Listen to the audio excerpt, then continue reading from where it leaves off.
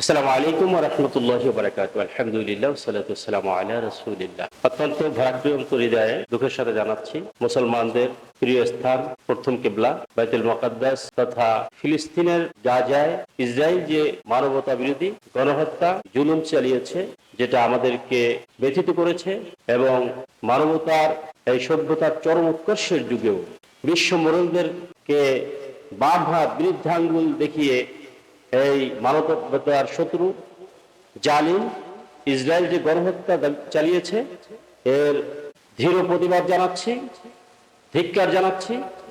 একই সঙ্গে ইসরায়েলের নিঃসঙ্গ হত্যাকাণ্ড বন্ধ, ওখানে গাজার আমার প্রিয় মা বোন ভাইদেরকে রক্ষা করা, পুনর্বাসন করা, সহায়তা প্রদান করা এবং নেতানিয়াহু সহ ইসরায়েলের এই মানবতা বিরোধী গণহত্যার সঙ্গে যারা জড়িত তাদেরকে অচিরে বিচারের আওতায় এনে দৃষ্টান্তমূলক বিচারের দাবি করছি।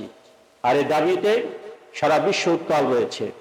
তারই অংশ হিসাবে বাংলাদেশে আগামী 12 এপ্রিল বিকাল 3টায় ঐতিহাসিক সোহরাওয়ার্দী উদ্যানে এক বিশাল প্রতিবাদ সভা মার্চ ফর গাজা অনুষ্ঠিত হবে।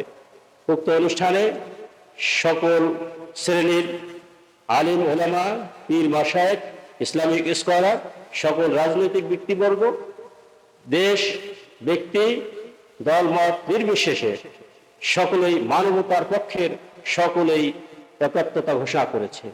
আমিও থাকছি উক্ত প্রতিবাদ সভায়।